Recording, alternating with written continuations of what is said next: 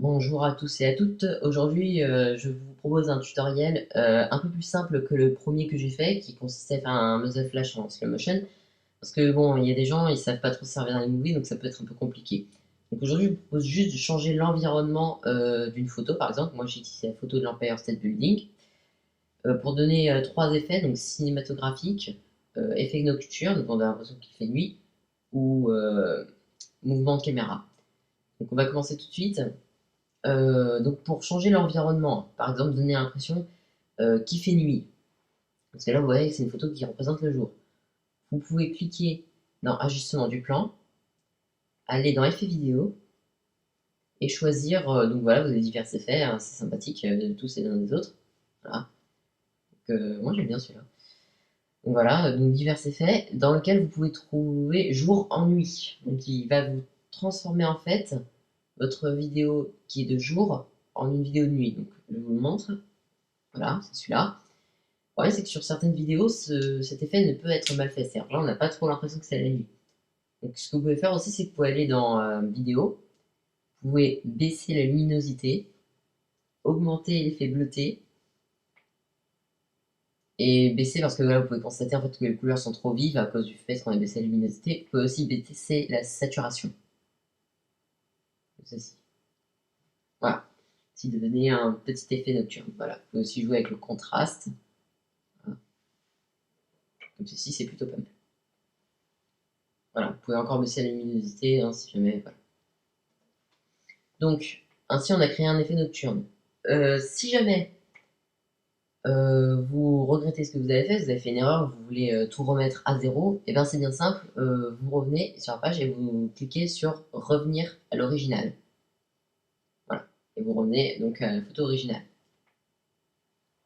Ensuite, on va passer au deuxième effet. Donc un effet qui consiste...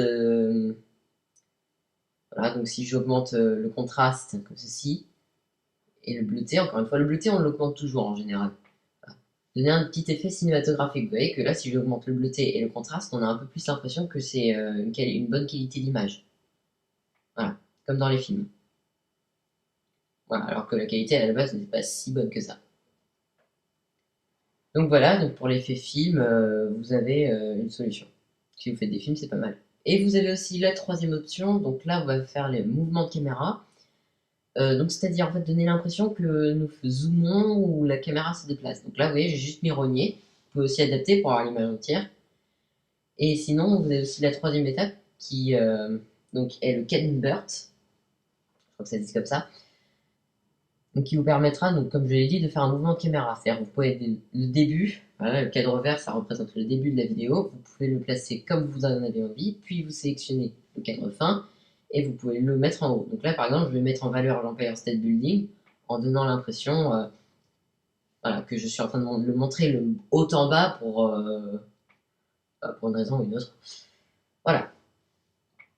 Donc, mouvement de caméra. Vous pouvez aussi faire un peu comme dans les séries, genre les experts, où on peut voir d'autres effets assez sympathiques. Par exemple, le fait de zoomer sur la ville, faire un point qui n'est pas forcément logique pour donner l'impression qu'il se passe quelque chose à cet endroit-là. Je vous donne l'impression, hop, voilà, je cadre à peu près tout avec le cadre vert, et puis après avec le cadre rouge, j'encadre moins. Et si je mets le vide en route, voilà, ça zoome. Voilà, donc à ça, vous pouvez rajouter un effet vidéo, hein, donc augmenter le contraste et le bleuté. Voilà, vraiment donner l'impression que vous êtes dans un film.